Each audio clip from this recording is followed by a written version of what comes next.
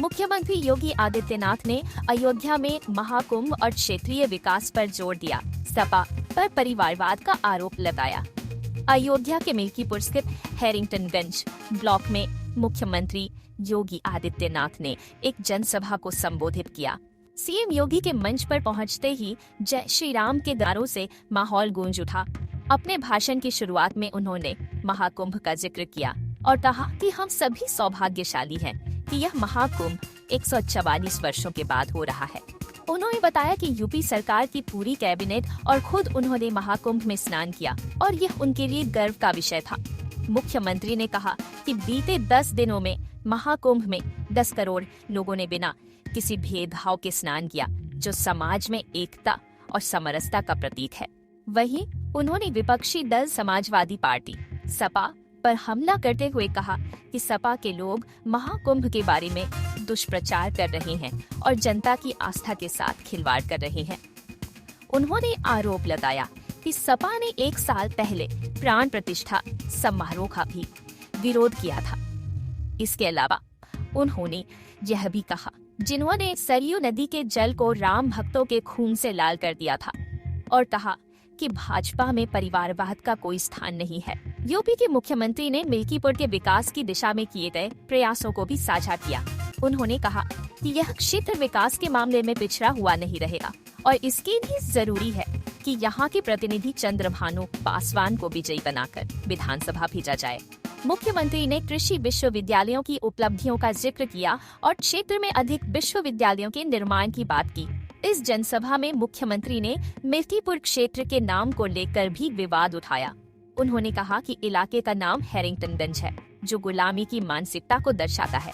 उन्होंने सुझाव दिया कि यहाँ का नाम स्वामी रामदेव या विष्णुनगर रखा जा सकता है। मुख्यमंत्री ने यह भी कहा कि सपा का अगर वश चलता तो अयोध्या का नाम ही समाप्त कर दिया जाता। जनसभा में राज्य के कई मंत्री और भाजपा के वरिष्ठ नेताओं ने भी भाग लिया, जिन्होंने कानून व्यवस्था की स्थिति और अयोध्या के विकास पर चर्चा की। मुख्यमंत्री ने कहा कि भाजपा की सरकार में कानून का राज स्थापित हुआ है और लोग सुरक्षित महसूस करते हैं, जो सपा की सरकार के दौरान संभव नहीं था। एकता के मार्ग में सबसे बड़ी चुनौती है जातिवाद, सबसे बड़ी चुनौती है परिवारवाद, और आज उसी परिवारवाद पर प्रहार करने के लिए मैं आपके पास आया हूं। उसी जातिवाद पर प्रहार करने के लिए मैं आपके पास आया हूं, आपसे अनुरोध करने के लिए, आपसे अपील करने के लिए। आपके विकास में बाधा है ये परिवारवाद और जातिवाद की राजनीति। आपके विकास में बाधा है ये बांटने की राजनीति। आपकी आस्था के साथ खिलवाड़ है परिवारवाद की राजनीति और जातिवाद की राजनीति। ये जातिवाद की राजनीति वे लोग कर रहे हैं, ये परिवारवाद की राजनीति वे लोग कर रहे हैं जिन्होंने केवल और केवल अपने परिवार की चिंता की, जनता जनार्दन की चिंता नहीं की। किसी दलित, किसी वंचित, किसी पिछड़ी जाति के व्यक्ति का, किसी का भी इन्होंने कभी उत्थान नहीं किया।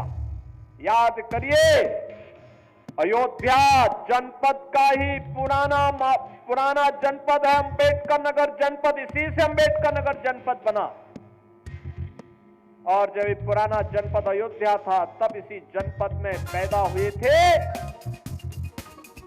स्वर्गीय राम मनोहर लोहिया, डॉक्टर राम मनोहर लोहिया। लोहिया जी ने एक बात कही थी समाजवादियों के लिए। उन्होंने कहा था, संपत्ति और संतति के चक्कर में जो पड़े वह समाजवादी नहीं। आप मुझे बताओ, ये आज के समाजवादी तो संपत्ति के ही चक्कर में ज्यादा पड़े हैं। जो प्लॉट खाली है वह प्लॉट हमारा है, उस पे सब जगह इनके झंडे लग जाते थे, जगह जगह झंडे लग जाते थे, कब्जा कर लेते थे। इनका झंडा अपराधी और माफियाओं को बचाने के लिए था। और बहनों और भाइयों, इनकी सहानुभूति कभी किसी गरीब के प्रति नहीं होती है। किसी कमजोर के प्रति नहीं होती है। ये लोग उस हर कार्य का विरोध करते हैं।